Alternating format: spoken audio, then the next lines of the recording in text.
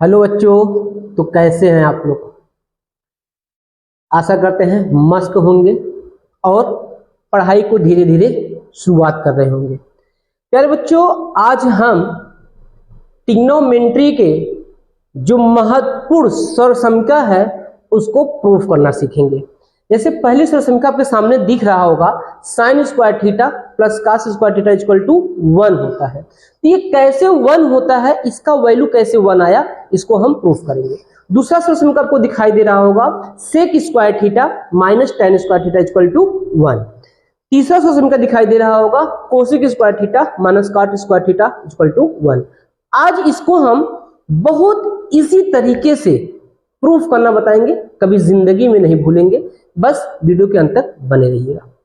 देखिए पहला क्या है, sine square theta plus cos square theta equal to 1। इसका हम लेते हैं लेफ्ट हैंड साइड। तो लेफ्ट हैंड साइड क्या होगा बच्चों, लेफ्ट हैंड साइड हो जाएगा sine square theta plus cos square theta. बोलो ठीक है। अब हमें पता है बेटा कि साइन थीटा बराबर क्या होता है, साइन थीटा बराबर होता है आधार बटे कर्ण, सॉरी लंब बटे कर्ण। और काश थीटा बराबर क्या होता है, काश थीटा बराबर होता है आधार बटे कर्ण। तो यही दोनों मान इसके स्थान पे हम लिखेंगे। जब लिखेंगे तो क्या हो जाएगा, देखिएगा ध्यान से।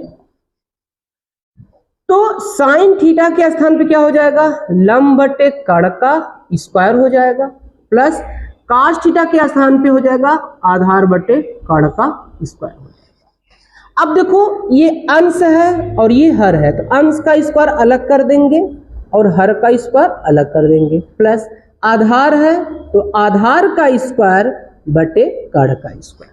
तो हर देखो कर्ण स्क्वायर दोनों स्थान पे कर्ण स्क्वायर है, तो कर्ण स्क्वायर को हम एक बार लिख लेते हैं और अंश को जोड़ लेते हैं, लंब का स्क्वायर प्लस आधार का स्क्वायर बराबर। ठीक, अब आपको पता होगा कि पाइथागोरस प्रमेय क्या होता है, कर्ण का स्क्वायर बराबर लंब का स्क्वायर प्लस आधार का स्क्वायर। बोलो यही होता है।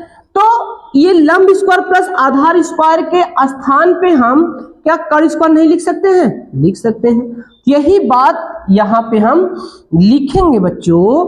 देखो तो आधार का स्क्वायर और प्लस लंब का स्क्वायर स्थान पे क्या लिख देंगे, कर्ण का स्क्वायर और बटे क्या हो जाएगा, कर्ण का स्क्वायर। तो कर्ण स्क्वायर ऊपर हो गया, कर्ण स्क्वायर नीचे हो गया, ये हो जाएगा कैंसिल, क्या आ जाएगा 1। तो आप कहेंगे सर प्रूफ हो गया, क्या राइट हैंड साइड प्रूफ हो गया आपका। बात समझ में आया। तो इसीलिए sine square theta plus cos square theta equal to क्या होता है, 1 होता है। बात क्लियर हो गया, ठीक है बच्चों। आइए अब हम दूसरा समीकरण देखते हैं। दूसरा समीकरण क्या है, sec square theta minus tan square theta equal to 1 है। तो इसका हम लेंगे लेफ्ट हैंड साइड, हो गया। चलिए अब लेफ्ट हैंड साइड दिया क्या है आपका, दिया है sec square theta minus tan square theta, ठीक है, इक्वल टू। अब सेक थीटा का मान का होता भैया, कब कर्ण बटे आधार, तो एकरे स्थान पे कर्ण बटे आधार लिख दे, घाते 2 लगाए दे, माइनस टेन थीटा का मान लंब बटे आधार, यहाँ लिख दे लंब बटे आधार का होल स्क्वायर।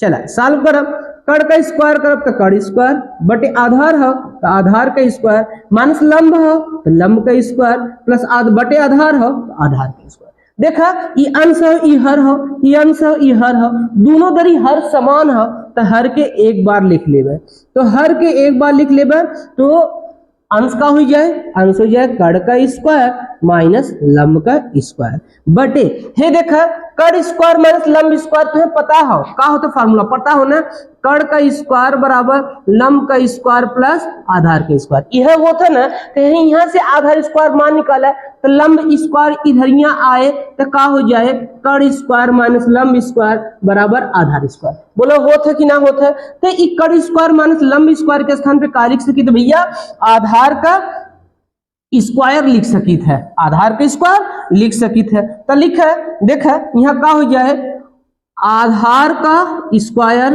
बटे आधार का स्क्वायर। बात समझ में आए?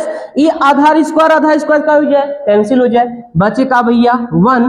तो यह हमारा का हो गया राइट हैंड साइड ये हो गया।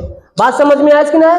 अब इक्वेशन यानी ई फार्मूला आप सब प्रूफ करके जल्दी से कमेंट बतावा कि सरल बना कि ना बना। ठीक है, तो मिलित है एक और छोटे से वीडियो के साथ जो इंपॉर्टेंट रहेगा। तब तक आप ख्याल रखिए और मेहनत से पढ़ते रहिए।